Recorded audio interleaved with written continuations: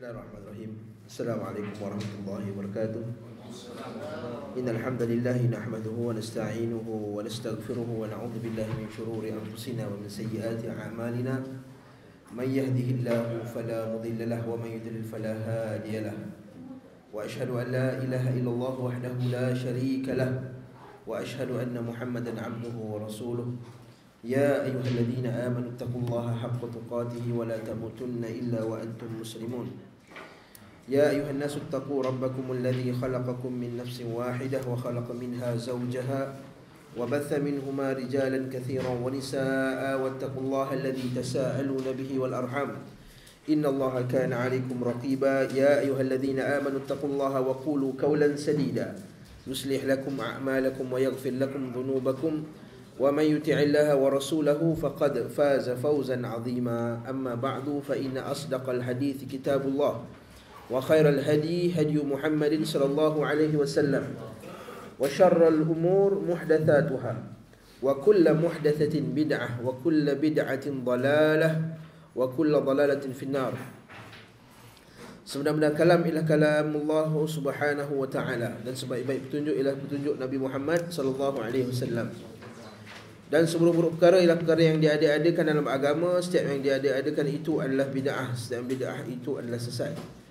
Dan setiap sesat itu tempatnya dalam neraka. Alhamdulillah, tuan-tuan dan puan-puan rahimakumullah sekalian, dapat lagi kita berkumpul pada malam ni untuk kuliah sirah an-nabawiyah kita. Kita dah bincang keistimewaan sirah Nabi SAW. Betul tak? Hari ini kita masuk kitab terus.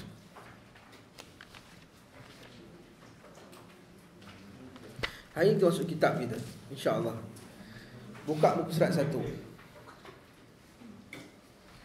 Kitab ni pada awal ni dia menceritakan tentang siapa itu Ibnu Ishaq. Saya tak bercadang untuk membincangkan siapa itu Ibnu Ishaq. Kita bincang dah, para ulama hadis semua sepakat bahawa Ibnu Ishaq ni ialah perawi yang boleh diterima. Hatta Imam Muslim pun menerima Ibnu Ishaq dalam sahihnya. Apatah lagi kalau hadisnya tu ada sokongan daripada riwayat-riwayat yang lain, kita kata boleh pakai Ibnu Ishaq ni, insya-Allah perawinya. Yang kedua dia cerita pasal Ibnu Hisham dan juga metodologi penulisan kitab sirah. Saya rasa itu tak payah kita bincanglah, sebab tuan-tuan boleh baca sendiri. Kalau tak faham baru boleh tanya saya, sebab metodologi ni orang nak belajar universiti ya kita bincang. Kita nak ambil sirah tu dan kita nak ambil apa pengajaran daripadanya. Kita buka pusat 1 mengenai asal usul Nabi Muhammad SAW dan bangsa Arab. Terbentangnya mata rantai sanad kenabian atau nasab kenabian dari Adam AS hingga Muhammad SAW. Kita masuk. Biasanya kalau kita baca kitab sirah Nabi SAW, mula-mula dia tak akan lari daripada membincangkan nasab Nabi Muhammad SAW. Kata penulis kitab ni, Ibnu Ishaq, Abu Muhammad Abdul Malik bin Hisham An-Nahwi, iaitu Ibnu Hisham, berkata, ini adalah buku sirah biografi Rasulullah Muhammad SAW. Ibnu Hisham berkata. Kenapa Ibnu Hisham? Kita kata ini sirah Ibnu Hisham kan? Tapi Ibnu Ishaq telah meringkaskannya, melihat sanadnya, mengkaji balik mana yang sahih, mana yang tak sahih dikaji. Dan kita bincang ini adalah as-sahhul kutub, antara kitab sirah yang paling, antara yang tersahih. Tapi kita akan dapati juga dalam nanti ada riwayat yang kurang sahih, menurut pendapat ahli hadis. Kita kena faham bahawa kitab sirah dengan kitab hadis tak sama standard dia dari segi meletakkan sanad, syarat pada sanad tersebut. Al-Imam Al-Bukhari memang letak syarat yang sangat ketat pada sanad. Sebab itulah hadis sahih Bukhari tertinggi sekali. Kemudian Imam Muslim dan kemudiannya. Dalam kitab sirah tak sama standard dia macam dalam kitab hadis sahih Bukhari. Dia agak lebih longgar berbanding dengan periwayatan hadis. Sebab apa? Sebab periwayatan sirah ni, sejarah ni, dia hendak menjaga tasalsulat, iaitu kita kata rangkaian cerita tu. Sebab tu kalau kita tengok sebahagian kitab, contohnya kitab Ibn Qayyim dalam Zadul Ma'ad, ada juga sirah tapi terputus-putus. Sebab Zadul Ma'ad dia mengambil metodologi al-hadis. Jadi cerita tu jadi macam terputus-putus lah. Bila kita dengar kisah, kita nak cerita tu bersambung-sambung. Jadi ada antara yang sambungan-sambungan tu, ada tengah-tengah tu mungkin ada kisah yang kurang sahih, ataupun sanad dia tak sekuat macam sanad hadis Nabi sallallahu alaihi wasallam. Jadi kita kena faham ni. Jadi kat mana yang kita kata kurang sahih tu, tak boleh kita pegang macam hadis Nabi sallallahu alaihi wasallam. Sebab itulah kitab sirah kita kata tak jadikan sumber fiqh. Kan kita bincanglah. Walaupun ada kitab sirah yang dalamnya hadis-hadis yang sahih, kisah-kisah yang sahih, tapi kitab sirah kita kata bukan sumber fiqh. Kita kata salah satunya kitab sirah, bukan. Mungkin dalam kitab sirah tu ada hadis Nabi, itu kita ambil. Tapi bukanlah kata kitab sejarah tu salah satu sumber hukum fiqh. Sebab kita ada Quran, hadis, ijma', qiyas, istishab dan semua yang benda-benda lain tu lah. Ya, sebab tu tak sama standard dia macam kitab-kitab lain. Juga kitab-kitab sejarah, kitab-kitab kisah, satu macam kitab contohnya Imam Az-Zahabi dalam kitab dia Syiarul A'lam wan Nubala, menceritakan tentang tokoh-tokoh Islam. Ada dalam tu kisah-kisah yang kurang sahih berkenaan dengan para sahabat. Tapi kenapa diceritakan? Kerana cerita. Faham maksud saya ni? Faizal faham? Ya, faham. Jadi dia kata biografi, buku sirah, biografi Rasulullah Muhammad sallallahu alaihi wa alihi wasallam. Ibnu Hisham berkata, beliau adalah Muhammad bin Abdullah. Abdullah ni ialah anak kepada Abdul Muttalib, anak bongsu. Abdul Muttalib ada 10 orang anak. Ya. Masa kita akan jumpa nanti, ketika Abdul Muttalib dia pernah mimpi yang dia terjumpa telaga Zamzam. Telaga Zamzam terkampus. Dalam mimpi tersebut seolah-olah dia diminta untuk mengeluarkan telaga itu balik. Lalu dia menyampaikan hasratnya kepada orang ramai. Dia beritahulah pasal mimpi tu. Jadi nak kampus balik. Apa jadi? Semua kabilah-kabilah lain tak puas hati. Mana boleh kau yang ambil. Sebab itu satu kemuliaan bagi mereka kalau dapat jumpa dan mereka korek balik dan keluarkan balik. Jadi berlakulah perselisihan faham. Apa Abdul Muttalib buat? Dia pergi jumpa Tok Bomo. Dia pergi jumpa tukang tilik. Kat sini kalau kita baca sirah ni pun dah membuktikan bahawa Abdul Muttalib ni agama dia apa? Agama yang syirik, bukan agama tauhid. Lalu si Tok Bomoh tu kata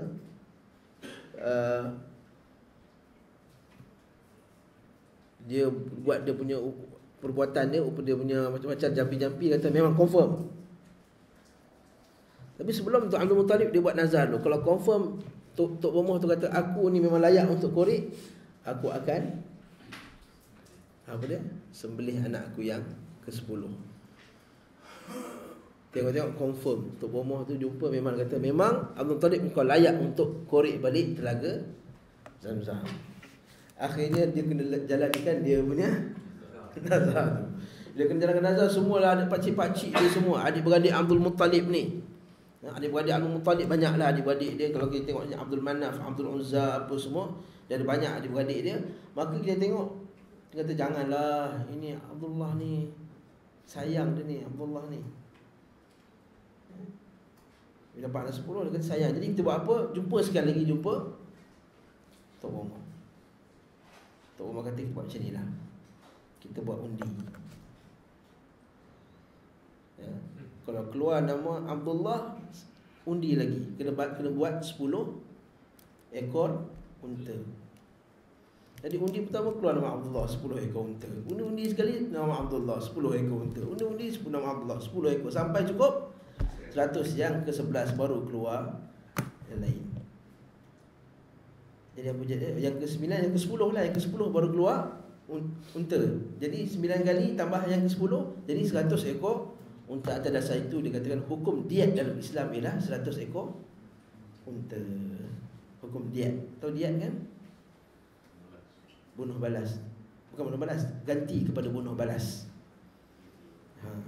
Bunuh, diatnya hukum diat. Katakanlah kita bunuh dia, kemudian si keluarga tu memaafkan, sama ada nak maafkan atau nak hukum ataupun kena bayar diat. Dia ambil daripada yang satu ekor unta tadi, kisah Abdullah tadi.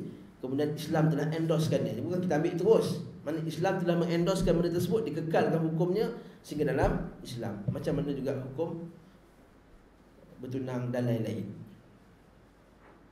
Itu kisahnya Abdullah. Dan Abdullah ni kita kata dia atas Islam ke, atas Islam atau tauhid ataupun atas syirik.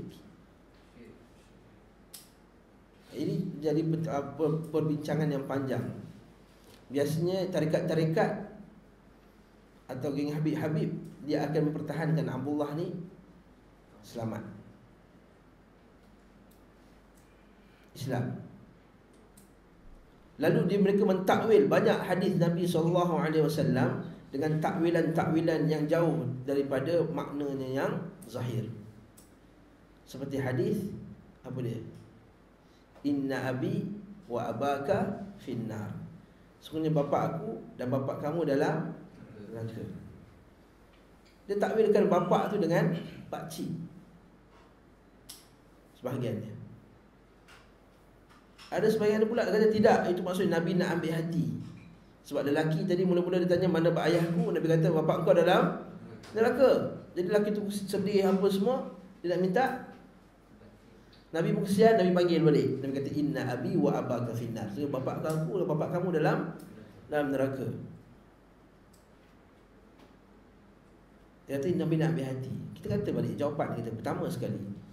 Bukankah kalau kata ayah tu, bapa tu boleh Nabi pakcik, Nabi bukan boleh kata amun pakcik? Bukankah ketika Abu Talib meninggal, Nabi kata apa? Ya am, wahai pakcikku. Dia tak kata ya ab, wahai bapakku.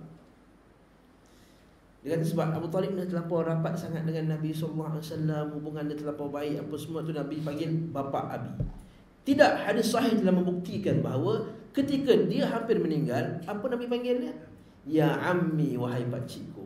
Qul la ilaha illallah. Kalau orang yang paling sayang ketika meninggal, dia akan panggil dengan panggilan yang disayang. Mesti dia panggil wahai kekandaku, wahai ayahku. Seperti mana dalam Quran bila Allah Ta'ala sebut cerita pasal Nabi Yusuf kan? Ya abati inni ra'aitu ahada asyara kawkaban wasyamsa wal qamar ra'aitu muli sajidin. Ya abati. Itu dengan Fatimah radhiyallahu anha, ketika Nabi SAW ditanam, dikuburkan. Kalau orang semua campak pasir kan, disunahkan kita campak pasir atas kepala kan? Dituangkan pasir atas kepala.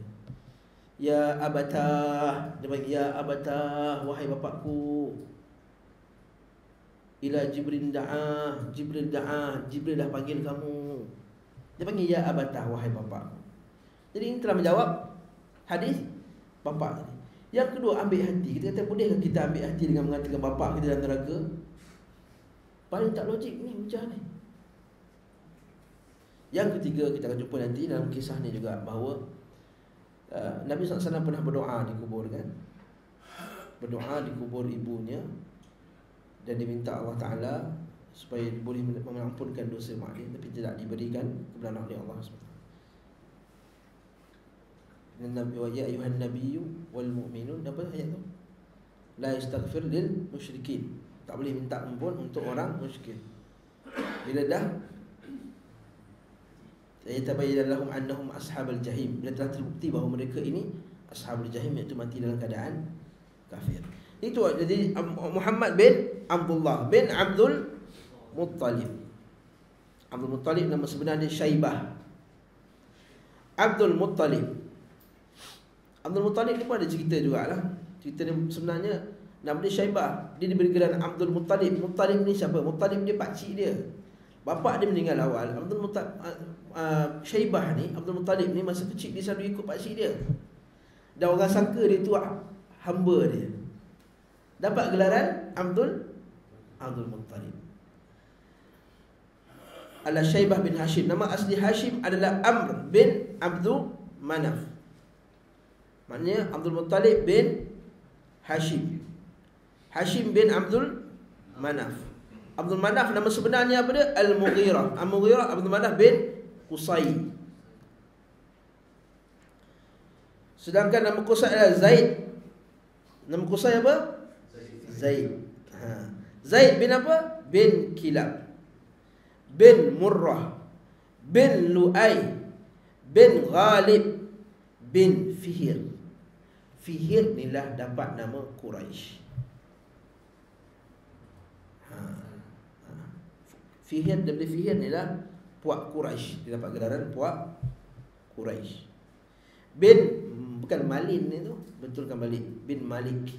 Setelah saya bandingkan dengan kitab-kitab yang lain, bin Malik bukan bin Malin. Betul kan kitab tu. Bin Nadar, nanti kita akan dengar cerita pasal An-Nadar kejap lagi. Bin Kinanah. Kinanah. Sebab apa? Ada hadis Nabi SAW. Nabi kata, Inna Allah astafa min waladi Ismail Kinanah. So Allah Ta'ala telah menapis daripada Bani Ismail, anak Ismail ini, keturunan Nabi Ismail ni, puak Kinanah. Maksudnya Allah Ta'ala pilih. Dan dipilih daripada Bani Kinanah ini apa? Dipilih daripada Bani Kinanah itu Quraisy. Dan daripada Quraisy itu telah ditapis lagi, dikeluarkan padanya Bani Hashim. Ditapis lagi daripada Abdul Muttalib, ditapis, dan akulah ditapis daripada kesemua. Maksudnya Nabi SAW ini adalah daripada keturunan terbaik daripada yang terbaik. Sebab tu Nabi kata, Nabi selalu bangga. Nabi kata apa? In ana ibnu Abdul Muttalib wa ana nabiyyun la kadhib. Akulah anak Abdul Muttalib. Dia cucu ke anak? Cucu. Apa kenapa kata akulah anak? Maksudnya dia berbangga dalam keturunan Bani Abdul Muttalib. Wa ana nabiyyun la kadhib. Dan aku bukan nabi yang berbohong. Hadis ni digunakan oleh puak-puak tadi yang kata bahawa keturunan Nabi, keluarga Nabi ni Islam. Maksudnya dalam tauhid. Kat mana istidlal dia? Mana dalil dia? Macam mana mereka berdalilkan dengan hadis tadi? Akulah Nabi, akulah anak Abdul Muttalib, dan aku Nabi yang tidak berbohong. Macam mana dia pula istidlal? Dia kata kalau Nabi, takkan Nabi nak berbangga dengan orang musyrik? Dia kata macam tu. Takkan Nabi nak berbangga orang musyrik? Kita kata Nabi berbangga atas Abdul Muttalib kerana ia kebanggaan dari segi keturunan, bukan dari segi agama. Dari segi dunia. Dari segi dia punya bangsa dia. Bukankah Nabi pernah sebut Al-a'immatu min Quraisy? Nabi pernah sebut hendaklah imam-imam itu di kalangan kaum Quraisy. Habis itu adakah termasuk Quraisy ni Quraisy yang kafir? Tapi Nabi berbangga dengan Quraisy. Maksudnya apa? Wah, Quraisy maksudnya Nabi berbangga dengan kehebatan yang ada pada Quraisy. Sebab apa? Pada Quraisy itu ada sifat pentadbiran. Dia pandai mentadbir.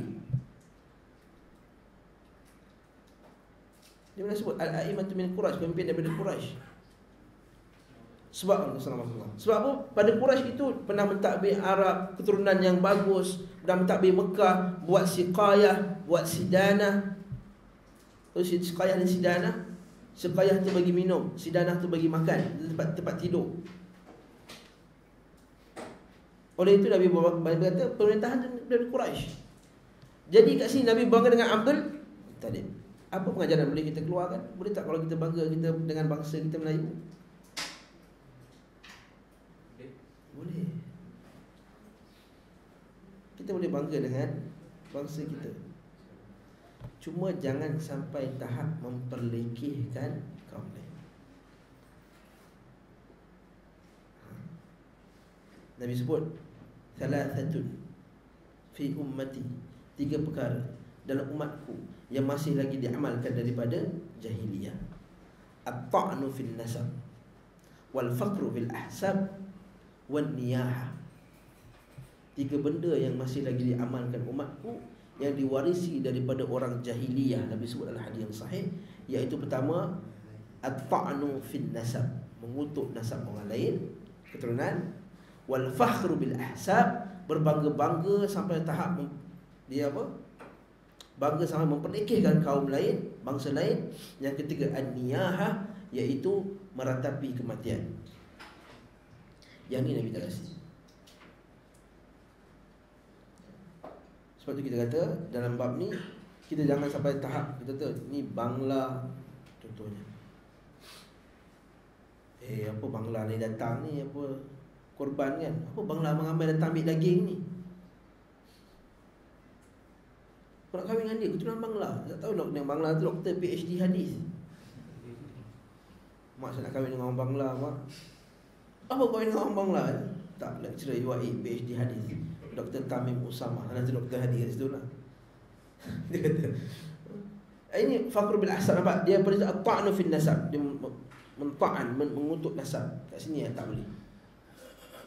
Jadi berbangga dengan bangsa boleh tak? Boleh. Bangsa Melayu, saya bangga dengan bangsa saya Melayu. Bangsa Melayu ni yang Melayu, yang yang Melayu lah, yang baik, lembut, yang hebat.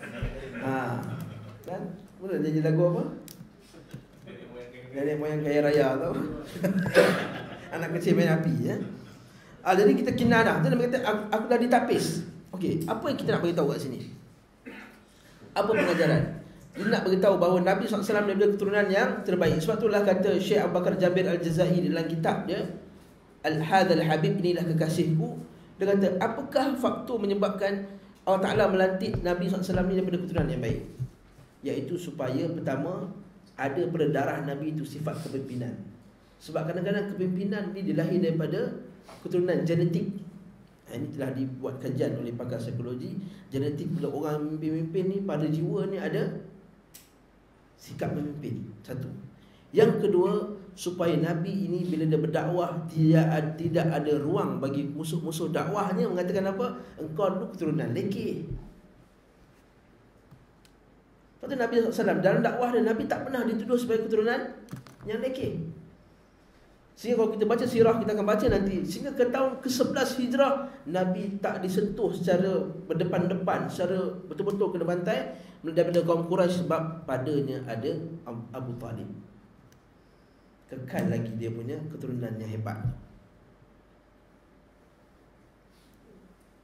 Sebab tu kita kata, itu kita kata kelebihan lah pada keturunan yang baik. Sebab itulah pentingnya kita mendakwah golongan bangsawan, golongan-golongan yang baik. Betul Nabi SAW pada awalnya Nabi mengutamakan golongan bangsawan, sehingga Nabi sampai dia terlebih sikit, sehingga mengabaikan orang yang buta tu. Abasa wa tawalla an ja'ahul a'ma wa ma yudrika la'allahu yazakka aw yadhakkaru fatanfa'ahu dhikru amma man istaghna fa anta lahu tasadda.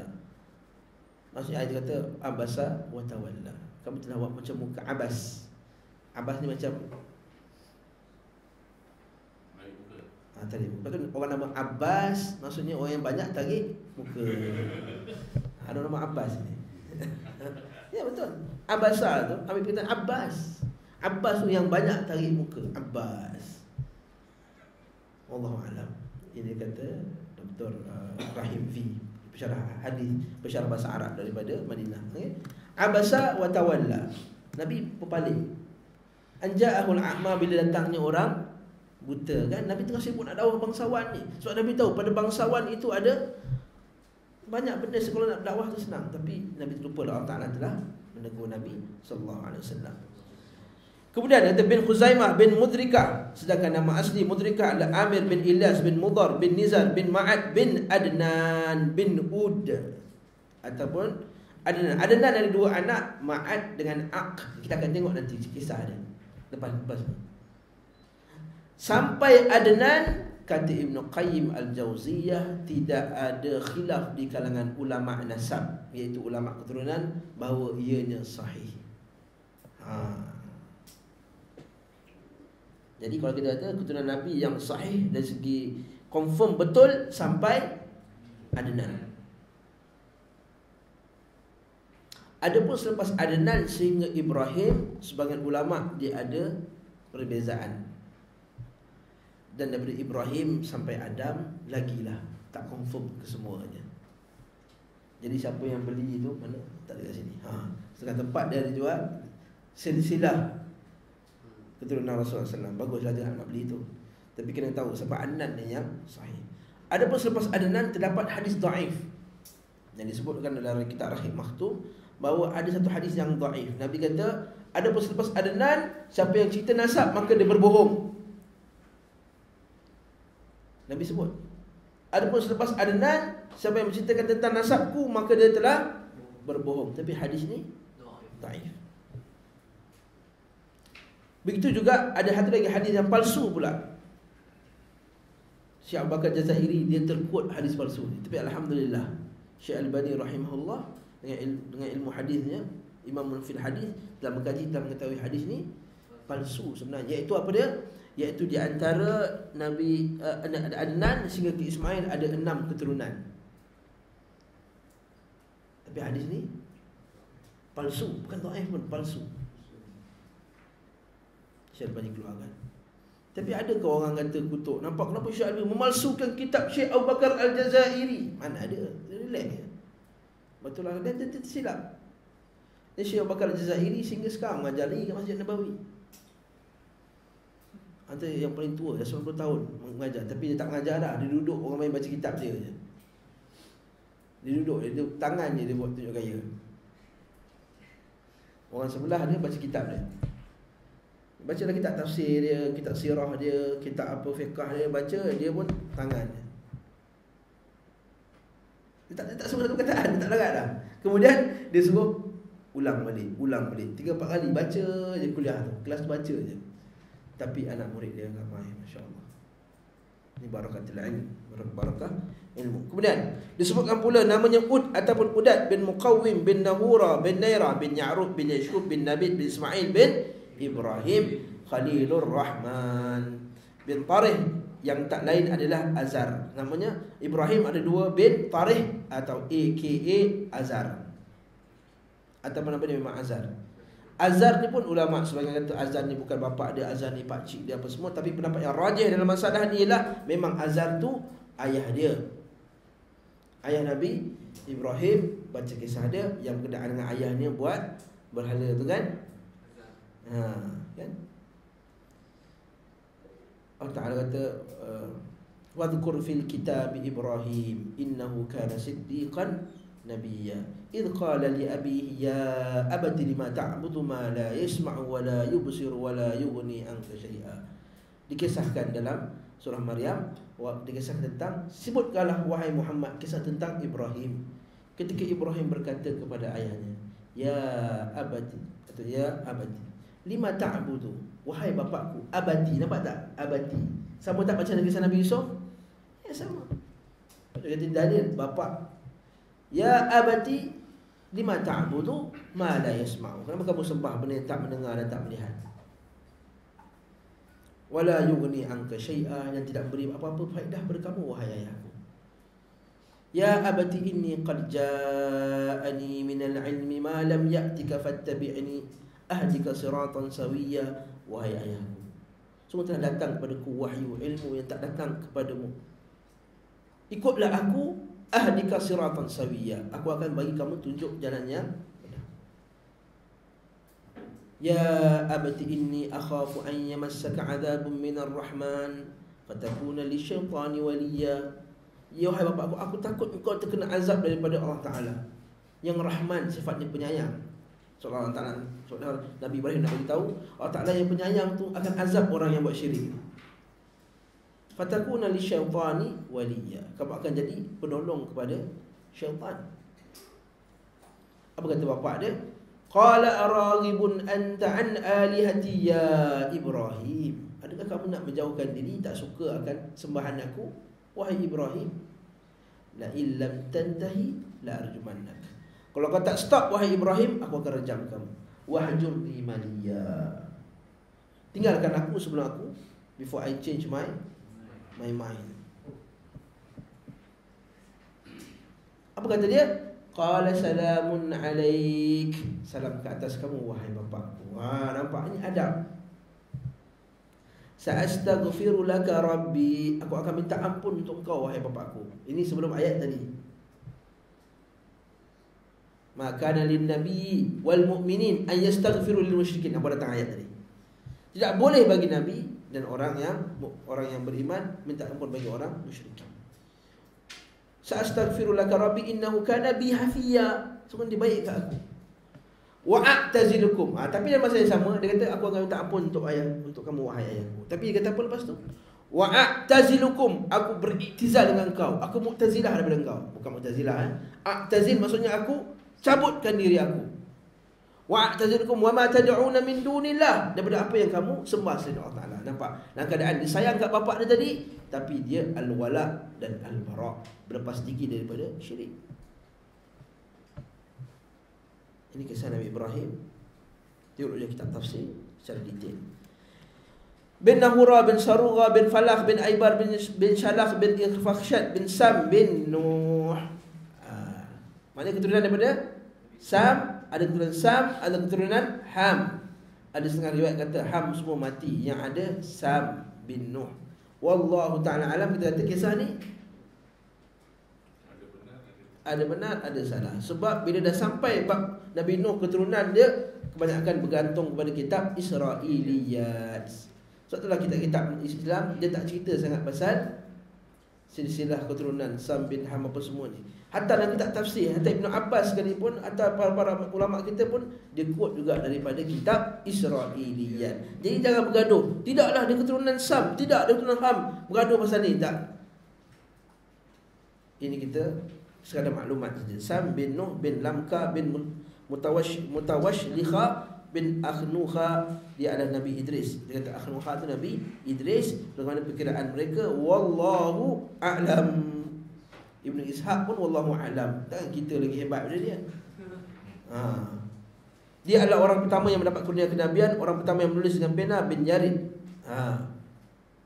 Orang yang pertama yang menulis dengan pena, dengan Nabi Idris orang pertama tulis dengan pen.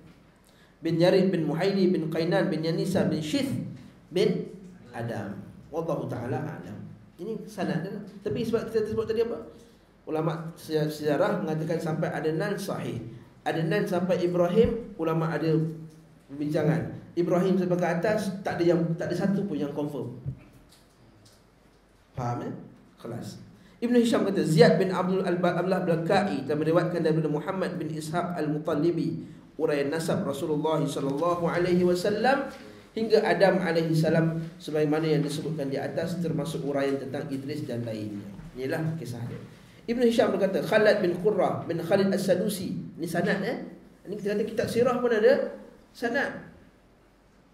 Dan meriwayatkan kepada saya dari Syaiban bin Zuhair bin Syakib bin Thar bin Qatadah bin Di'amah. Siapa Qatadah bin Di'amah? Tabi'in mufassir.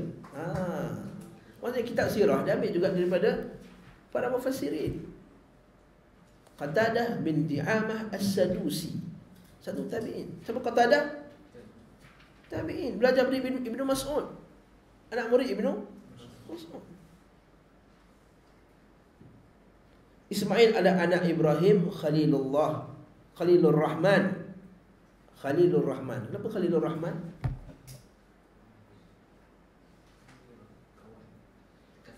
Kekasih Allah Ta'ala. Khalil, Khalilullah. Siapa lagi Khalilullah selain Nabi Ibrahim? Nabi Muhammad SAW. Betul Nabi kata apa? Lau kuntu muttakhidan khalilan lantakhadtu Abu Bakar khalila walakin ukhuwatul Islam. Kalau aku nak mengambil manusia sebagai khalil, kekasih, nescaya aku dah ambil dah Abu Bakar As-Siddiq sebagai khalil, tapi tidak, dia hanyalah ukhuwah Islamiyah. Jadi kedua siapa? Nabi Muhammad SAW. Tapi yang famous keluar nama Nabi Ibrahim Khalilur Rahman. Kenapa dalam penulis kitab ni dia sebut dia Khalilur Rahman, Khalilur Rahman, Khalilur Rahman banyak kali? Ni kita kena baca. Kenapa?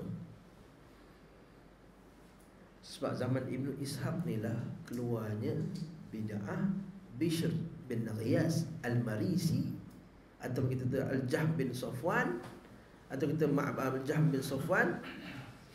Sebelum dia Jahm bin Safwan siapa? Ma'bad Al-Juhani. Jahm bin Safwan sebenarnya apa? Iaitu bid'ah yang menolak Allah Ta'ala mengambil Ibrahim sebagai khalil. Pertama sekali bid'ah akal yang keluar pada zaman Ibn Ishaq ni. Pada zaman-zaman itu, zaman Ibn Ishaq ni, zaman Ibn Hisham, zaman Imam Malik, zaman ulama-ulama kita ni, keluarnya bid'ah akal. Dia kata apa? Allah Ta'ala tidak mengambil Ibrahim sebagai Khalil, dan Al-Quran itu bukan kalamullah. Bid'ah ni muncul pada zaman penulisan kitab Ibn Ishaq ni. Sebab tu kita tengok kitab ni tak habis-habis dia akan ulang Khalilullah, Khalilur Rahman, Ibrahim Khalilur Rahman, Ibrahim Khalilur Rahman. Sebab dia nak mengisbatkan betapa Ibrahim itu Khalilur Rahman. Kenapa ahli bid'ah ni tolak Khalil?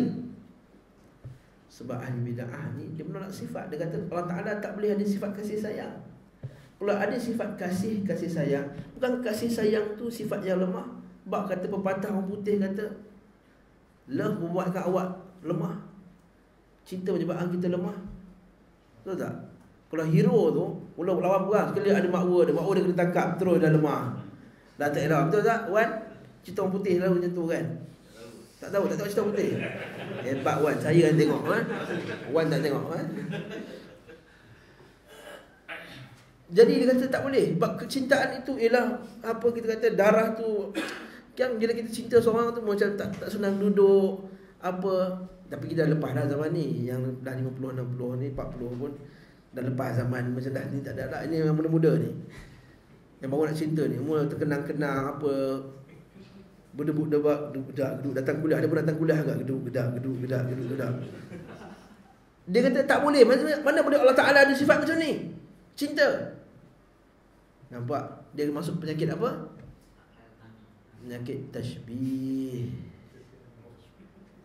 Penyakit apa? Saya kata angau. Itu lain. Itu orang yang bercinta. Itu penyakit angau. Ini kita kata penyakit orang yang menolak sifat cinta tadi. Faizal lagi silap Faizal. Kita cinta yang orang yang menolak sifat cinta ni, dia terkena penyakit apa? Tashbih. Dia samakan cinta Allah dengan cinta makhluk. Sebab tu dia samakan cinta dengan makhluk, lalu dia pun menolak sifat tersebut. Dia pun jadi ta'til.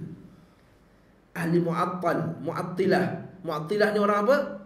Yang tolak sifat Allah. Sebab tu kata ulama, tidaklah seorang menjadi mu'attil melainkan sebelum tu dia akan menjadi seorang musyabbih. Faham ke saya cakap ni? Puan Fatina faham? Puan Fatina faham? Puan Fatina biasa datang Ustaz Rasudahri, dia boleh faham. Boleh faham ke? Seorang itu tidak akan menjadi seorang yang mu'attil melainkan sebelum tu dia akan jadi musyabbih. Kita tulis sikit lah. Ini tashbih. Tashbih itu disamakan sifat Allah, samakan sifat Allah dengan makhluk. Kan? Jadi bila kita disamakan makhluk, kesannya dia akan tolak sifat tersebut. Penolak sifat ni digelar dalam bahasa kita ialah ta'til. Bahasa Arab dia ta'til, mu'aqqal. Ta'til. Okey. Tashbih ini dia. Jadi orang yang buat tashbih ni digelar sebagai musyabbih. Orang yang buat ta'til digelar sebagai mu'attil. Supaya senang baca kitab nanti. Mu'attil. Kata kaedah salaf, tidaklah seorang itu menjadi mu'attil melainkan sebelum itu dia jadi musyabbih dahulu. Faham tak?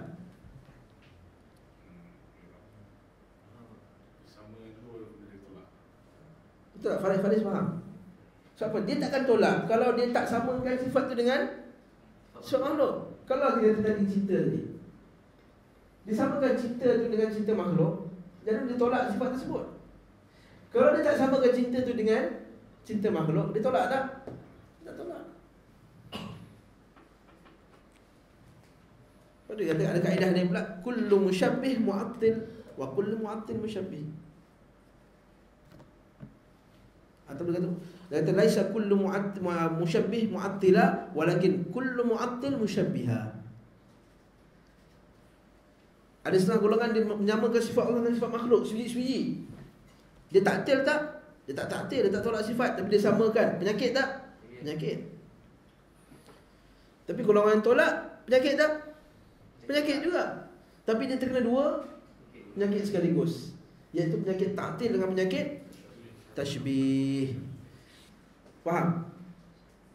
Faham Sebab tu kalau kitab ni sebut Ibrahim Khalilur Rahman, 2-3 kali sebut Ibrahim Khalilur Rahman. Sedangkan Muhammad SAW juga Khalilur Rahman wa habibuh, bahkan habibnya, kekasihnya. Okay.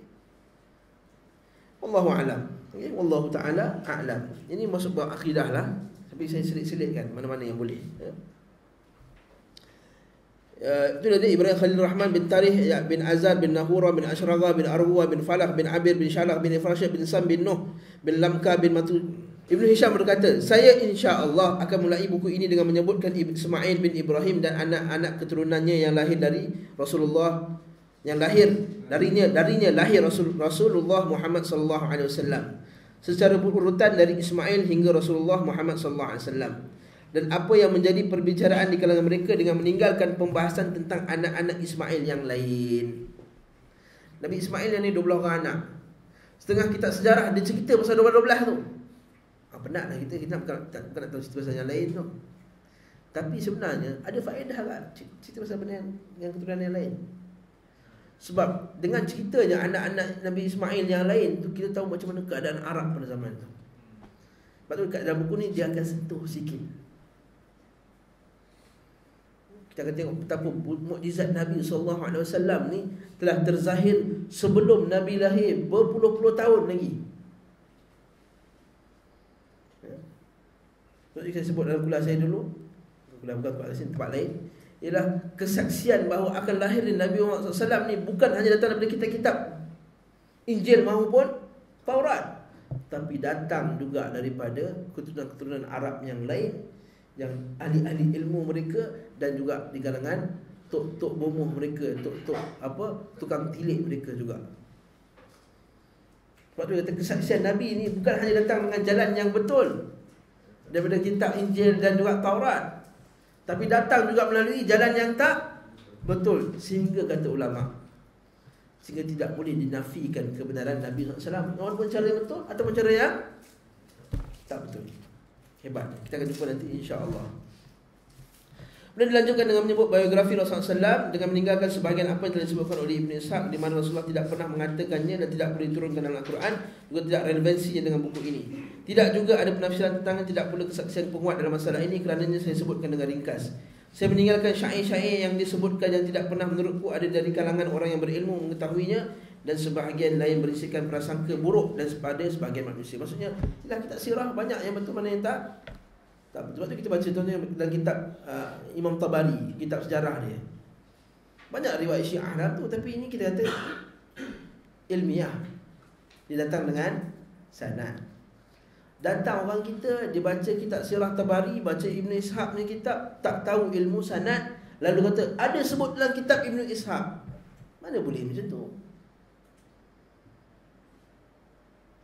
Jadi fitnah. Itu yang jadi buah Asyura punya resepi keluar tu. Sebab memang dalam kitab sebut, memang Ibn Ishaq cerita benda tu, tapi kita kata sahih ke tak sahih, itu cerita lain. Yang kedua boleh kena jadikan sebuah hukum, isu yang lain. Ibn Ishaq berkata, Ziyad bin Abdullah Al-Bikai berkata, beriwayatkan kepada kami dari Muhammad bin Ishaq Al-Muqallabi, dia berkata Ismail bin Ibrahim alaihi salam memiliki 12. Ismail bin Ibrahim alaihissalam memiliki 12 anak lelaki. Ramai anak lelaki dia. Nabata adalah anak sulungnya. Qaizar, kalau siapa nak cari nama anak boleh cari kat sini. Azbul, Mubish, Misma', Mashi. Mashi bahasa Arab kata khalas Mashi. Dimma, Adhar, Taima, Yathur, Yabisha, Qaizuma. Ibu mereka adalah Ra'lah bin Mudah bin Amr Al-Jurhumi. Siapa mak siapa ni? Isteri Nabi Ismail. Isteri Nabi Ismail keturunan Jurhum. Jurhum ni mana pula? Kalau kita baca kisahnya, Mekah dulu kan tak ada siapa duduk Mekah kan? Mekah. Saya suka duduk kes ni. Nabi Ismail, Nabi ibu ni siapa? Isteri Hajar. Hajar. Jadi kita akan cerita pasal Hajar pula. Hajar ni daripada Hajar daripada Hajar daripada negeri mana? Negeri mana? Mesir. Ahsan, barakallahu fiik. Betul-betul Mesir. Mas Mina macam mana dapat Mesir lah ni? Hajar ni. Macam mana boleh daripada Mesir pula Hajar? Nabi buka Facebook tengok awet Mesir cantik ya. Bukan? Nabi Ibrahim mula daripada Babylon, Iraq. Lepas dia kena bakar, dia lari. Dia pergi mana? Dia pergi Haran. Haran ni kat mana? Haran ni Ibn Taymiyah lah. Ibn Taymiyah Al-Harrani. Syria. Lepas tu dia pergi Mesir. Dekat Mesir tu lah. Masih dari isteri ke belum? Ada, Nabi kan? Sarah. Dah ada anak ke belum? Dah ada anak ke belum? Belum ada anak. Pergi Mesir. Belum lagi. Sekali yang raja tu siapa perempuan tu? Ada ukhtun li. Ini aku punya my sister. Sister in Islam. My sister in Islam. Dalam tauhid. Lalu diberikan Hajar. Betul orang Yahudi kata orang Arab ni keturunan Lekir. Sebab Hajar ni hamba kepada undik raja tersebut. Allah Ta'ala alam. Sebab itulah kita baca, kita ada hadis Nabi dalam hadis sahih Muslim. Nabi kata, kalau kamu dapat tawanan orang Mesir, maka jangan kutuk mereka, kerana dia adalah keturunan mak kita dulu.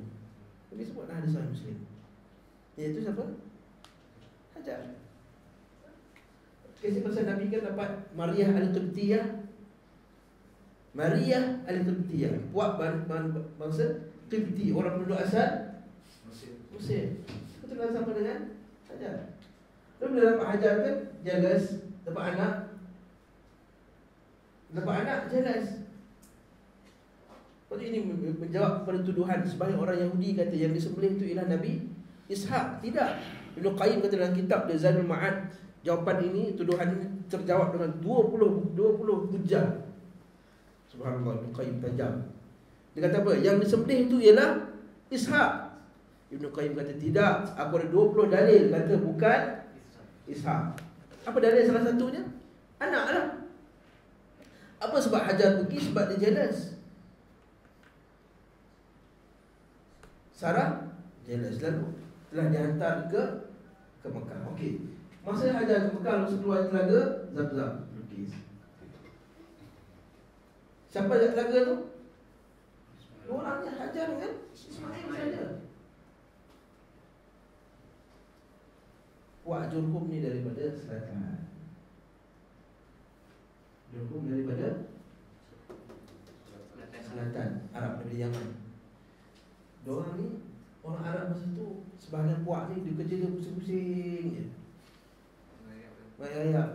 Dia puak nomad kan. Mana ada air dia berhenti, mana ada oasis dia akan berhenti.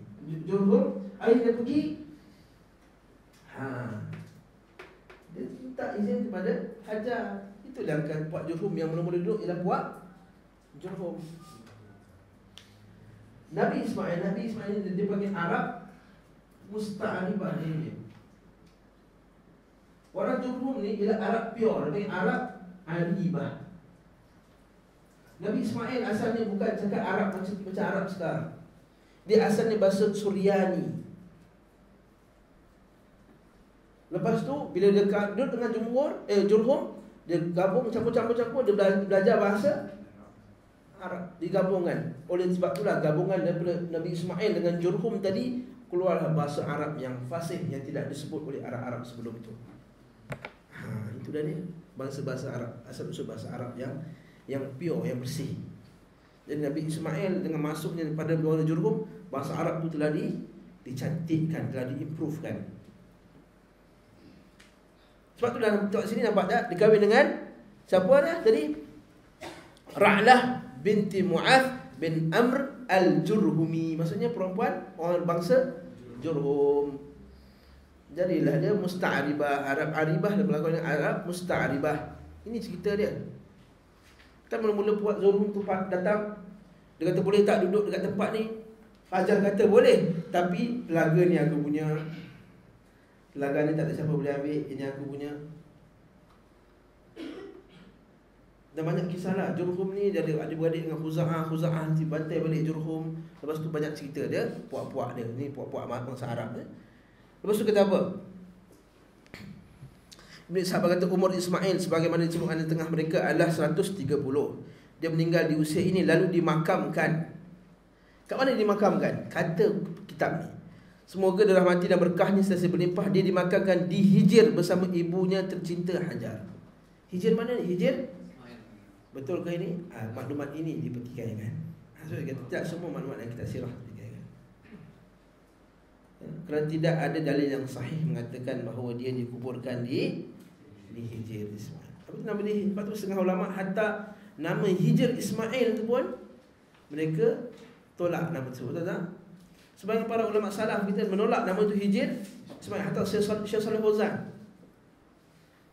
Syekh Shalih Fauzan dia kata tidak betul nisbahnya Hijr Ismail. Tidak betul nisbahnya Hijr Ismail. Wallahu ta'ala a'lam. Tapi nama dia famous tak Hijr Ismail? Famous. Hijr Ismail yang tu kan. Sebenarnya asalnya apa? Kenapa ada yang lengkok tu? Untuk orang semayang kat dalam tu. Itu adalah asalnya Kaabah. Jadi orang Arab jahiliah bila banjir, sebelum Nabi SAW lahir, berlaku banjir dekat Kaabah sehingga runtuh dindingnya. Lalu mereka nak kumpul duit.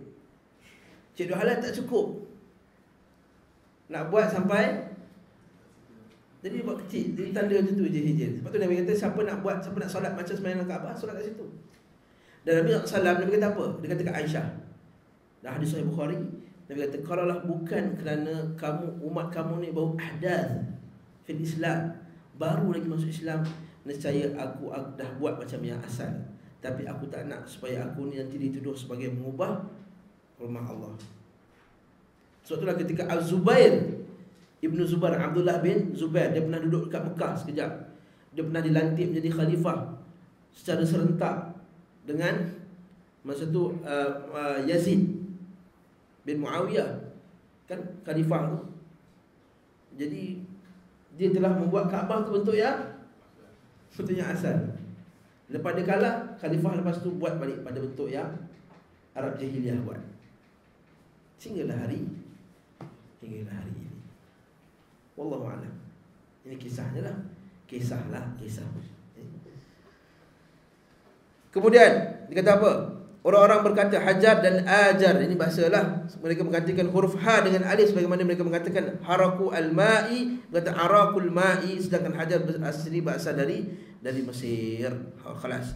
Ibn Hisham berkata bahawa Abdullah bin Wahab telah meriwayatkan kepada kami Abdullah bin Lahi'ah dari Umar, budak Ghufrah.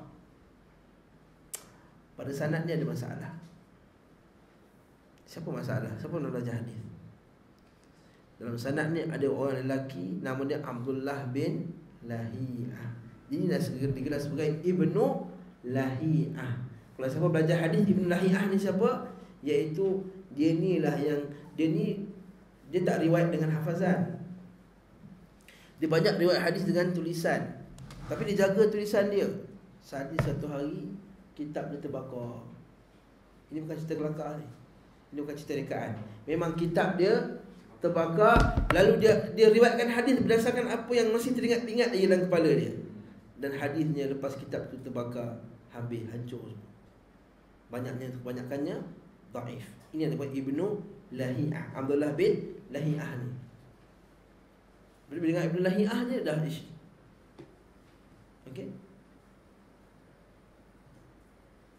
Lepas tu kita tengok, kita baca hadis ni ya. Daripada Ghufrah, bahawa Rasulullah SAW bersabda, Allah fi ahli dhimmah, ahli mudrati as-saudai, as-suhmil ji'ali, fa inna lahum nasaban wa sahra. takutlah kalian kepada Allah, tampakkan kebaikan pada ahli zimmah, orang-orang yang berada dalam sebuah negeri hitam berambut kerinting, kerana mereka memiliki nenek moyang terhormat dan ikatan pernikahan dengan kita. Yang ni maksudnya apa? Maksudnya hati-hati dengan ahli zimmah daripada Mesir, sebab dia ada ikatan pernikahan dengan kita. Sebab apa? Hajar itulah. Tapi dapat tak? Baca nota kaki nombor 1. Baca. Diriwayatkan oleh Zubair bin Bakar dalam Muntakhab fi Azwajin Nabi dengan sanad mursal, sanad yang terputus. Dan dalam sanadnya ada budak Umar, budak mantan Ghufrah bin Ramah, sedangkan dia adalah dhaif, lemah. Hadis ni lemah. Dalam Ghufrah ni lemah, Ibnu Lahiyah pun lemah. Dari double lemah hadis, jadilah hadis yang dhaif. Tapi ada hadis sahih kejap lagi. Umar mantan budak Ghufrah berkata, nasab mereka adalah bahawa ibu Ismail adalah ibu orang-orang Arab. Ini kata Arab yang pure lepas Nabi Ismail. Yang ni dalam kitab Bible tu. Akan keluar Nabi dari from your brethren tu, daripada kamu punya adik-beradik. Jadi orang Yahudi sangka adik-beradik itu adik-beradik masa Yahudi. Rupanya adik-beradik Ishak, iaitu orang Arab. Tapi benda ni sebenarnya dah diterima oleh ulama dulu dah. Kita akan baca nanti dalam kitab sirah ni nanti. Kejap lagi, tak jauh dah, 2-3 helai lagi. Tak tahu sempat ke tak malam ni, 2-3 helai lagi. Dia kata masa puak-puak Arab dulu, bila dia nak tawan Madinah je, bila nak buat benda jahat dekat Madinah saja, padri Yahudi akan bagi tahu, hati-hati, dekat bumi inilah nanti keluarnya Nabi. Di kalangan bangsa Arab, maksudnya memang sebahagian padri kitab, ahli kitab memang dah tahu dah Nabi ni di kalangan bangsa Arab. Sebab itulah Waraqah bin Nawfal ada masalah tak terima? Tak ada masalah. Dia tak kata, bukan dalam kitab kita kata from your brethren ni maksudnya adik-beradik kita. Tidak. Waraqah bin Nawfal faham. Jadi sebenarnya cerita sekarang ni yang Ahmad Didat duk berdebat-debat ni, sebenarnya masa dulu pun dah tak pakai dah. Hujah dia kata bukan adik-beradik kita, punya adik-beradik di kalangan bangsa Arab. Alhamdulillah atas nikmatul Islam, kita ada hujah, kitab sirah telah membuktikan kebenaran Islam. Okey, sebab dia yang ada di depan Farama di Mesir, sedangkan ibu Ibrahim, Maria, isteri Nabi SAW. Ibu Ibrahim tu bukan Ibrahim ni bukan Ibrahim alaihissalam. Sedangkan ibu Ibrahim mana ni? Anak Nabi SAW yang meninggal masa kecil tu. Ibrahim, Maria Al-Qibtiyah. Itulah Maria Al-Qibtiyah tu, isteri Nabi SAW, merupakan hadiah dari Muqawqis. Muqawqis ni tak nak masuk Islam, tapi dia bagi hadiah. Okay? Berasal dari Hafnun di kawasan Ashita, masa daripada Mesir. Ibn Ishaq berkata, Muhammad bin Muslim bin Ubaidillah bin Shihab Az-Zuhri mendengar khabar daripada Abdul Rahman bin Abdullah bin Ka'ab bin Malik Al-Ansari. Ibn Shihab Az-Zuhri, ulama hadis, tabi'in. Kata Abu Abdul Rahman bin Abdullah bin Ka'ab bin Malik, sahabat Nabi Al-Ansari, kemudian menjadi As-Sulami. Apa benda ni Ustaz? Kemudian menjadi As-Sulami tu. Ini puak dia, Al-Ansari kemudian As-Sulami, daripada Bani Sulam. Okay? Telah meriwayatkan kepadanya bahawa Rasulullah SAW bersabda, ini hadis yang sahih pula. Idza fatahtum Misra fastausu bi ahliha khaira fa inna lahum dhimmah wa rahiman. Itu nak dia.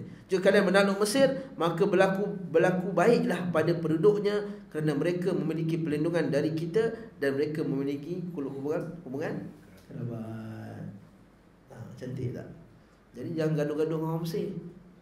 Dan ada hubungan kerabat dengan Nabi sallallahu alaihi wasallam.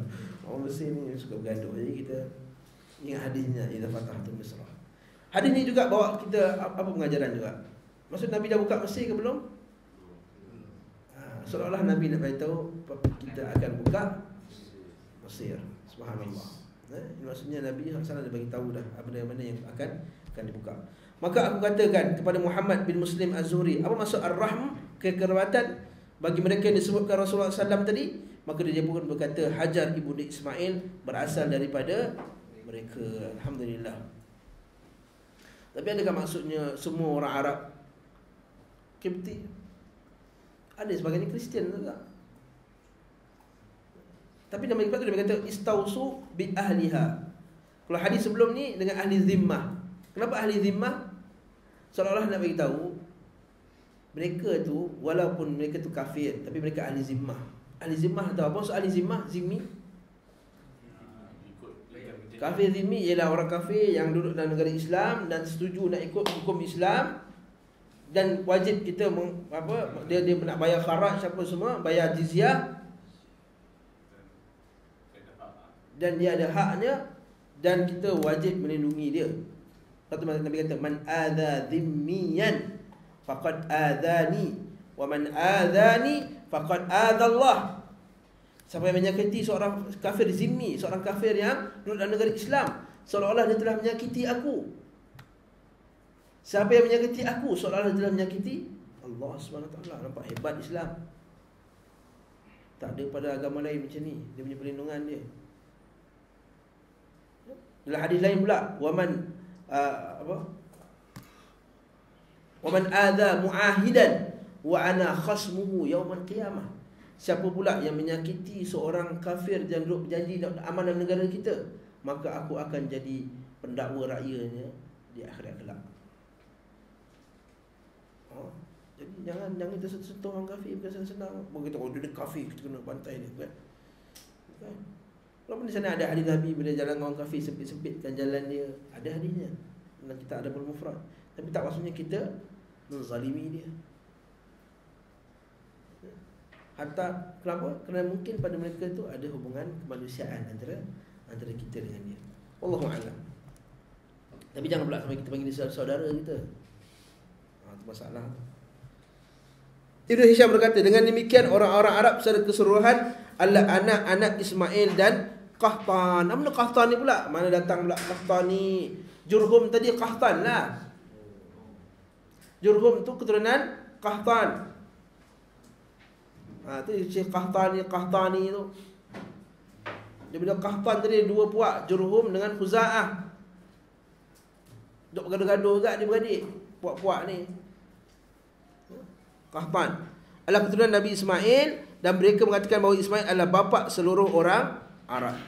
Maksudnya orang Arab musta'ribah. Tadi campur dengan musta'ribah lah. Ibnu Ishaq berkata Ad bin Aush bin Iram bin Sam bin Nuh dan Thamud dan Judais, dua anak Abir bin Iram bin Sam bin Nuh. Saham, Imlaq, Umaym adalah anak keturunan Lawith bin Sam bin Nuh. Keseluruhannya adalah orang Arab. Ini orang Arab lama. Apa tu Iram? Iram dzatil imad allati lam tukhlaq mithluha fil bilad wa thamud alladhina jabu sahra bil wad wa fir'auna dzil autad alladhina taghaw fil bilad. Ayat ni berkenaan dengan ada Arab yang asal, Arab pure yang kita tak tahu sejarah dia yang sebenarnya. Yang ini disebut dalam kitab-kitab sebagai bangsa Thamud. Seperti dekat Madain Bani Saleh, Nabi Saleh tu dekat dengan Ratu Sabak, Arab.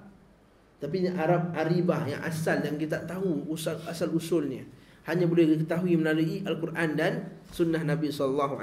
Tapi dia bawa cerita lah keturunan-keturunan dia.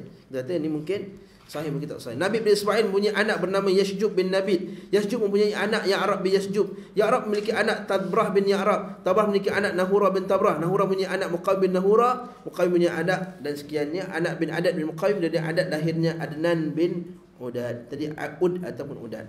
Ini masih lagi dalam nasab Nabi SAW. Ustaz dah 1 jam dah nasab tak hilang-hilang ni. Kata asyik nasab je. Kita nak bagi tahu, inilah kita kata inilah ilmu Islam, ilmu ansab. Tak ada dalam kaum lain daripada Islam mereka menekankan nasab seperti mana Islam menekankan nasab. Kita je orang Melayu kurang tekan nasab. Sebab tu kita tak ada family name belakang. Mereka orang Arab ada Qahtani, kan? Ada Usabi, Hajuri. Ada yang sebut dia Al-Maliki pun ada. Tak, ada setengahnya bukannya keturunan, setengah ada tambah. Kadang-kadang tambah. Saya pernah belajar dekat Mekah Al-Madani, Al-Madani, Al-Makki, Al-Madani, Al-Qufaki, Al-Sikabuti, Al-Ghari. daripada gua musang. Dia tukarlah gua tu bahasa Arab ghar. Jadi al-ghari. Kenapa tak panggil al-musangi? Al-musangi lebih layak. Sa'labah. Abu macam-macam. Ini al-musangking ya. Al-bidori apa semua tak ada lah. Ini semua kadang-kadang orang melampau juga benda ni. Tak perlu jangan letak. Dia pergi sana 2 bulan. Tak payah letak saya Al-Yamani. Belajar 2 bulan singgah-singgah dah letak gelar Al-Yamani kat belakang. Duk main-main pusing-pusing letak gelar Al-Yamani. Orang tu apa dia? Al-Yamani. Tapi kalau keturunan, yes letak. Lepas tu ada orang Arab kata nama awak siapa? Yunus bin Zainal Abidin bin Muhammad Nur bin. Dah. Okay. Apa atas tu? Kita pun Abdul Rahman kot kata. Apa tu awak punya family name? Ismul Ailah. Lepas tu dalam kad umrah kan ada Ismul Ailah. Qahtani ke, Jumhuri ke, Usabi ke, Muti'i ke, macam-macam belakang-belakang tu apa nak letak pun. Kupek tempat saya tinggal, Taman Kupek. Tapi kamu puak. Jadi kamu kata macam mana kamu nak tahu kamu kahwin dengan sama puak? Sama suku kan. Sama suku. Macam mana kamu nak bezakan kamu tantah, adik-beradik ke? Dah pisah mak dulu-dulu. Itu dia kata. Jadi depan ni kita boleh letak ke? Boleh letak. Mungkin lah, mungkin. Letak. Contoh kan seorang Al-Saghaf, Al-Saqqaf, Al-Idrus. Sambung. Disebutkan pula bahawa ayah Adnan adalah Udad ataupun Ud. Dari Adnan inilah berpecah keturunannya ke dalam berbagai kabilah. Jadi Arab kabilah daripada Adnan. Dari anak keturunan Ismail bin Ibrahim AS. Adnan memiliki 2 anak yang bernama Ma'ad bin Adnan dan Aq bin Adnan. Ibn Hisham berkata menyebutkan Aq menetap di negeri Yaman. Itu saya kata tadi. Daripada Aq nanti keluar arah asal ni yang Jumhur, Jurhum dan semua ni. Berisikan dengan wanita dari bangsa Bani Ash'ariyun. Bukan Ash'ari, mazhab Ash'ari tu, Asy'ariyah bukan. Ni bangsa Al-Ash'ari, macam Abu Musa Al-Ash'ari. Nabi pernah puji Bani Ash'ari. Dia pernah puji bangsa Ash'ari.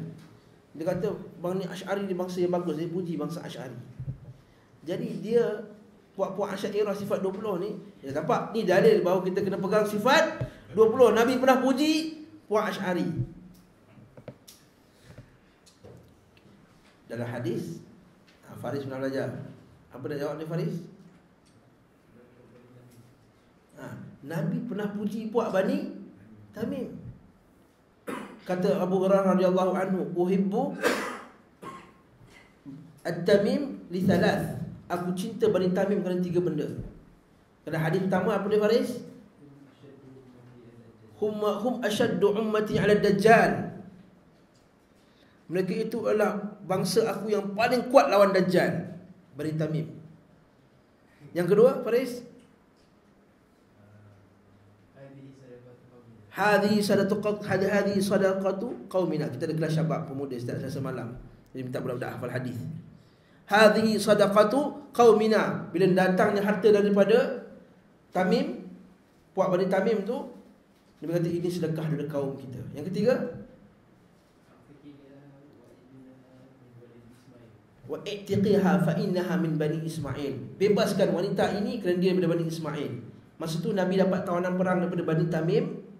Lepas tu Nabi kata lepaskan wanita ni kerana dia daripada Bani Tamim.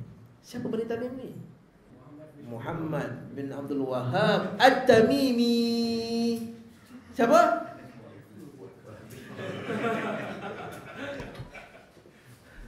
Habis tu nak kata macam mana? 3 hadis. Kau 1 hadis je, kami 3 hadis. Nak ikut siapa? Kelas. Janganlah pakai hujah macam tu. Kau pakai hujah tu, kami pakai hujah ni ke? Kita hujah Quran dengan hadis, dengan dalil. Bukan hujah keturunan. 3 hadisnya pada Tamimi. Kau nak ikut kami yang betul pun. Siapa yang paling kuat lawan Dajjal? Siapa yang paling kuat lawan ahli bidah? Betul tak? Alhamdulillah ala ni'matil Islam. Kita tu 3 hadis. Bukan kira Macam tu. Nabi kan dalam keturunan tidak menentukan dia sahih atau tidak sahih.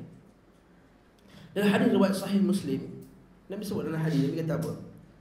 Man batta'a amaluhu lam yusri' bihi nasabuh. Siapa yang amalan dia lambat, nasab dia tak dapat tolong dia. Bukankah Nabi Ibrahim yang duduk kat Mekah tu keturunan siapa? Nabi Ismail keturunan. Daripada Qusay tu dia kahwin pula nanti daripada puak Bani Khuza'ah. Mula berkahwin Jurhum kan. Bila Jurhum tu dah kalah, kahwin semua, nanti Qusay pula kahwin dengan anak dia, dengan puak Jurhum. Dia yang duduk kat Mekah tu semua keturunan Nabi Ismail. Tapi apa kata? Wa idzibtala Ibrahim rabbuhu bikalimatin fa'atammahun qala inni ja'iluka lin-nasi imama qala wa min dhurriyyati qala la yanalu ahdi adh-dhalimin. Bila Allah Ta'ala uji Ibrahim kat Mekah ni, rabbuhu bikalimatin, dengan kalimah la ilaha illallah, dengan ketaatan. Fa'atammahun, Allah Ta'ala uji Ibrahim. Dapat ujian tu, dia minta qala inni ja'iluka lin-nasi imama. Allah Ta'ala kata, aku jadikan engkau imam, ketua. Nabi Ibrahim minta juga, wa min qala wa min dzurriyyati, ya Allah jadikan juga keturunan aku juga keturunan pemerintah, keturunan yang imam daripada Mekah. Betul. Lepas tu kan Muhammad Talib apa semua kan, Quraisy apa semua. Tapi apa hujung tu, dia kata apa? Qala la yanalu ahdi adh-dhalimin. Tapi tak termasuk dalam perjanjian ini keturunanku orang-orang yang zalim. Mana zalim sama ada zalim syirik atau zalim maksiat atau zalim ini semua. Dalil bahawa dalam bab ni keturunan dah tak jadi. Satu. Tak jadi dalil. Ketika Nabi Nuh naik bukit, Allah Ta'ala, Nabi Nuh kata itu anak aku, tu anak aku. Apa kata Allah Ta'ala? Innahu laysa min amal salih, innahu laysa min ahlik. Itu bukan keturunan engkau, wahai Nabi Nuh. Wahai Nuh, ini bukan engkau.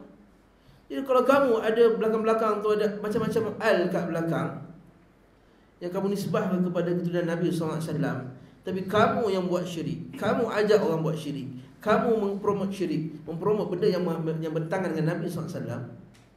Qala la yanalu ahdi zalimin. Jawab sama macam Nabi Ibrahim. Jawab. Faham tak masalah ni? Ada satu puak di kalangan puak bahasa Arab tidak beriman dengan Nabi SAW. Dia kata, orang kata, puak dah sampai dah, puak keturunan kau wahai Muhammad.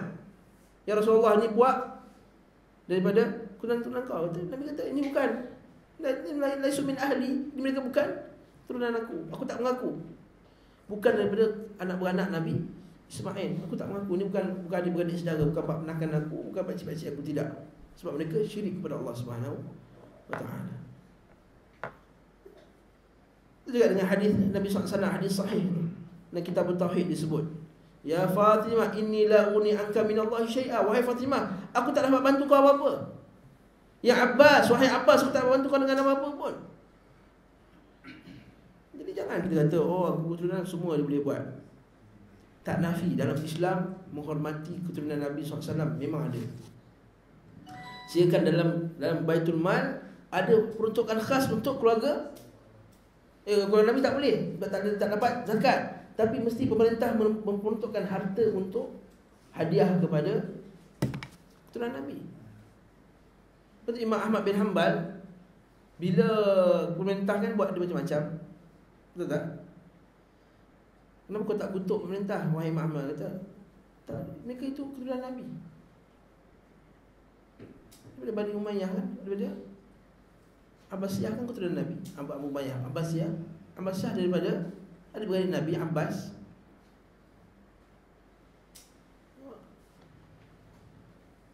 Kita hormat. Tapi dia kalau dah buat syirik, tak ada yang kata rata semua benda yang kau buat bid'ah yang jelas bid'ah.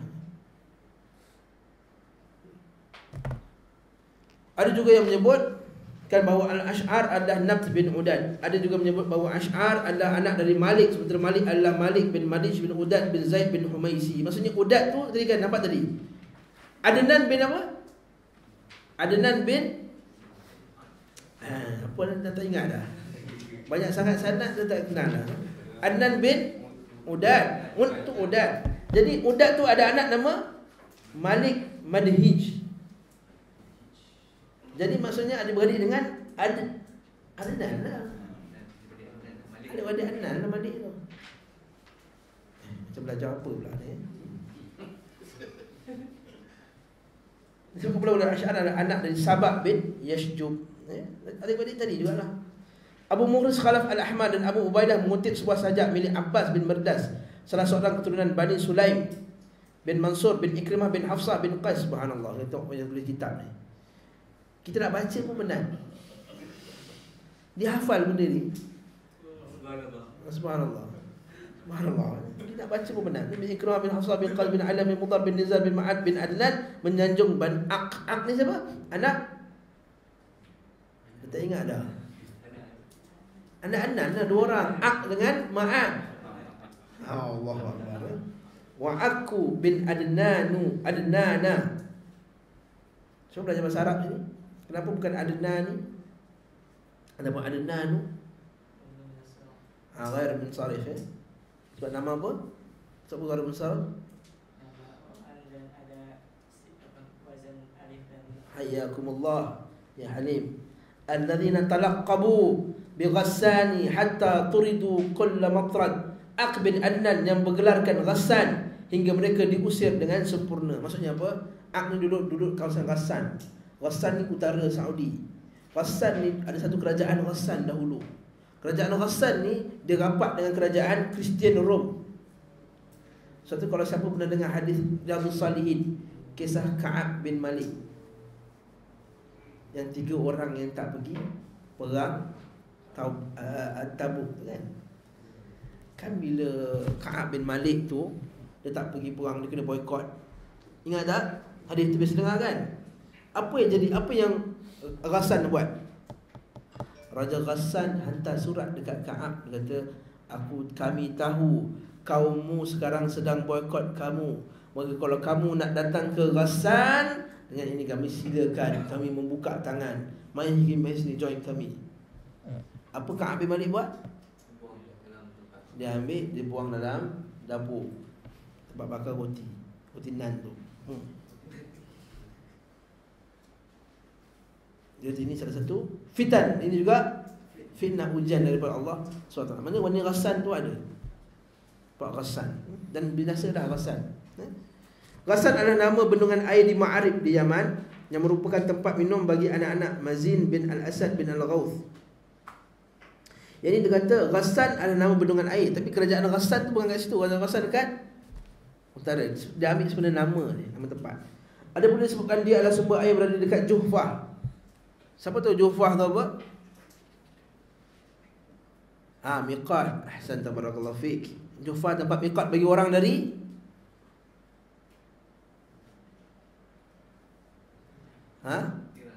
Mesir. Juhfah, di mana mereka minum dari air itu. Dan kemudian kabilah-kabilah dari anak Mazin bin Al-Asad Al-Ghawth bin Nab bin Malik bin Zaid bin Qahlan bin Sabah bin Yashub bin Yarab bin Qahtan dinamakan dengan nama ini, Bani Ghassan. Hasan bin Thabit. Siapa Hasan bin Thabit? Siapa Hasan bin Thabit? Salah seorang daripada sahabat. Ya, sahabat. Apa kelebihan dia? Dia penyair. Penyair. Hasan, tabarakallahu fiik. Hasan bin Thabit ni kira menteri penerangan zaman tu lah. Nabi kata apa? Ya Hasan, uhju Quraisy. Uhju Quraisy. Uhju ni serang dengan apa? Serang dengan buat syair. Lepas tu dikatakan dalam kitab sirah dan dalam hadis Nabi SAW, Hasan bin Thabit ni kalau buat syair mesti down punya orang musuh. Pertama, hebatnya syair. Yang kedua, lafaz-lafaz yang digunakan untuk menjatuhkan. Seolah-olah dia kata, tengok tak ada orang yang hebat buat syair macam kita dulu. Hasan bin Thabit, ada orang lagi hebat daripada kita. Apa pengajarannya? Syair boleh. Syair boleh, muzik tak boleh. Gunakan syair boleh pun, sajak, puisi dan seumpama. Dan orang Ansar adalah Bani Aus dan Khazraj, yang merupakan anak Harithah bin Sa'labah bin Amr bin Amir bin Harithah bin Murud bin Qais bin Sa'labah bin Nazir Asad bin Al-Ghawth. Jadi kita Aus dan Khazraj ni daripada mana? Daripada Ghassan ni lah. Aus dan Khazraj tadi daripada Yaman. Kita kena ingat dulu, Hijaz tu kosong dulu. Hijaz dulu kosong. Kosong. Jadi semua puak-puak daripada Arab nak daripada selatan naik berjalan-jalan, berpusing-pusing. Ada yang duduk dekat Ghassan, ada yang duduk dekat Bahrain, ada yang duduk dekat sini. Sebab dulu asalnya kerajaan, kalau kita baca sejarah dunia kan, ada pusat-pusat kerajaan, betul tak? Kerajaan Iraq, Fir'aun, Mesir. Daripada kerajaan asas ni lah yang keluarnya puak-puak lain dia keluar. Itu juga dengan dulu Yaman Selatan, kita akan tengok nanti At-Tubba', kaum Tubba'. Dalam Quran disebut kan, dalam surah Fussilat apa, Dukhan apa? Ada satu kaum Tubba', kita akan jumpa nanti. Kaum Tubba' ni sebut dalam Al-Quran. Kaum Tubba' ni ialah kaum Arab yang asal, yang ada sebagai raja mereka beriman kepada Islam dan Tauhid. Kita akan tengok nanti. Okay? Imma sa'alti fa inna ma'syarul jujub al-asadu nisbatuna wal ma'u Ghassan. Jika kau bertanya tentang sungguhnya kami keturunan orang terhormat, al-asad nasab kami dan Ghassan mata airnya. Ini lebih Syekh Hasan bin Sabit, maksudnya sebelum Islam lah. Orang Yaman berkata sebahagian Aq, yakni mereka yang tinggal di Khurasan, di antaranya adalah Aq bin Adnan bin Abdullah bin Asad bin Ghauth. Disebutkan juga bahawa Adnan bernama Udsan bin Abdullah bin Asad bin Al-Ghauth. Ini puak lain. Dia berkata Ma'ad bin Adnan menyimpan orang anak. Anak dia pula Nizar bin Ma'ad, Quda'ah bin Ma'ad. Dia adalah anak sulung yang dengannya Ma'ad dipanggil Abu Quda'ah. Ialah anak sulung kan? Dia kata Abu dengan anak sulung, betul tak? Abu Quda'ah. Sebagaimana diberi kepikiran kemudian Qanus bin Ma'ad dan Iyad bin Ma'ad. Adapun Quda'ah dia pergi ke Yaman pada Himyar bin Sabah. Himyar inilah kerajaan Arab lama yang kita akan tengok nanti. Ratu Sabah tu yang jatuh tu kerajaan Himyar lah. Ratu Sabah bukan Ratu Balqis. Siapa nama dia? Nama dia bukan Balqis. Balqis Israiliyat. Nama dia Ratu Sabah. Balqis nama Israiliyat. Boleh pakai tak? Saya tanya boleh. Boleh pakai tak? Kenapa boleh pakai? Bukan Israel ke tu? Udah. Nama Yahudi. Boleh pakai tak boleh pakai?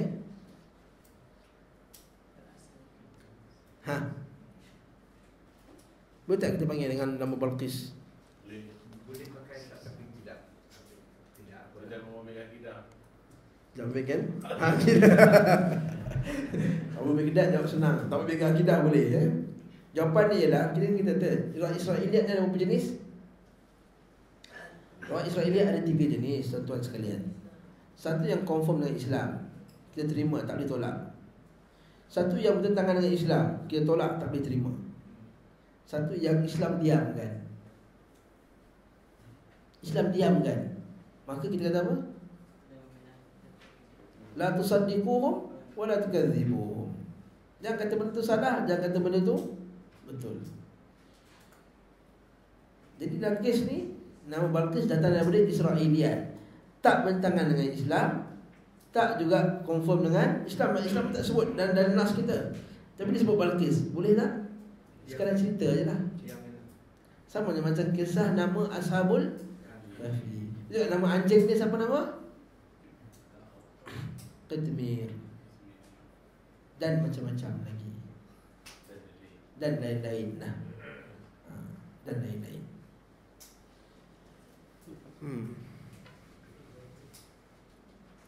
Nama Sabak sendiri adalah Abdul Syams. Masa hamba matahari. Tak boleh letak nama anak Abdul Syams. Ada orang tu letak nama anak dia Abdul Nabi.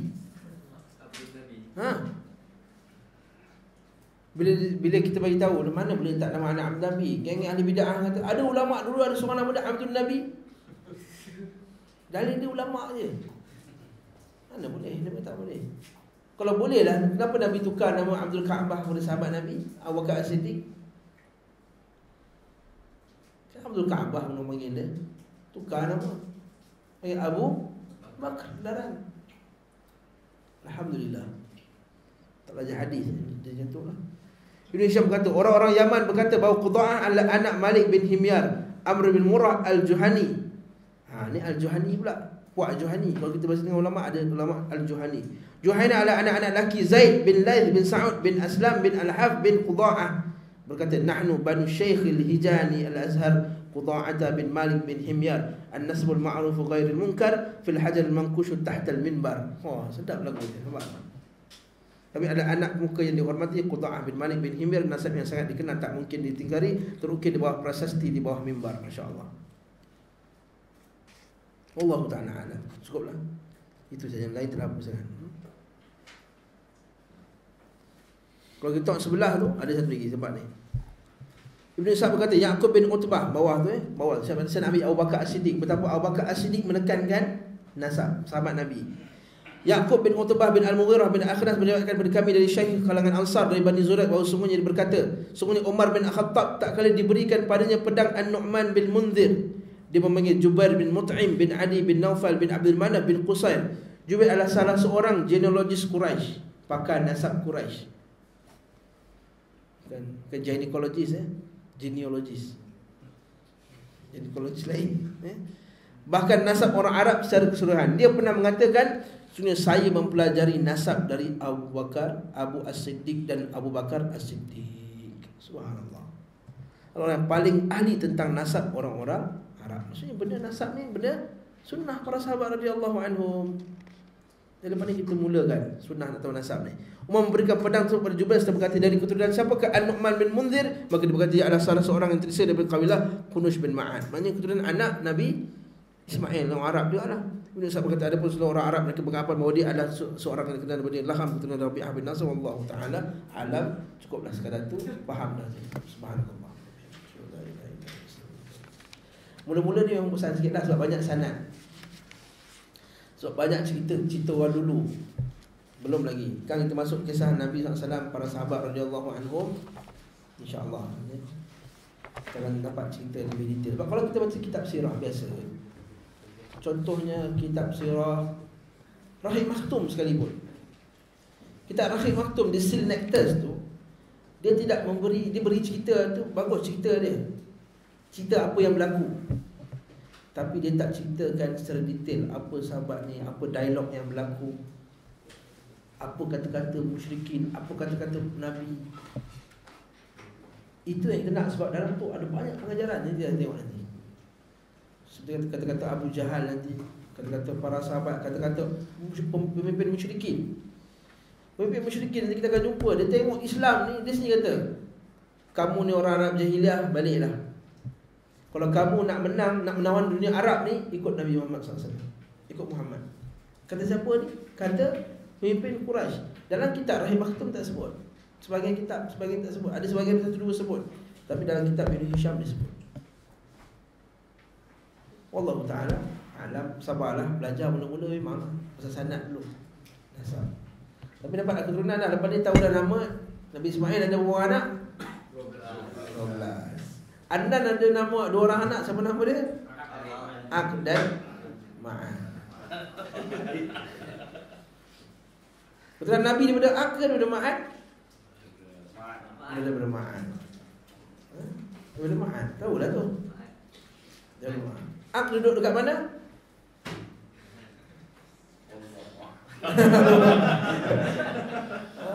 Ak tu yang Ghassan tadi kan, ada syair Arab tadi. Ak tu Ghassan tadi ya.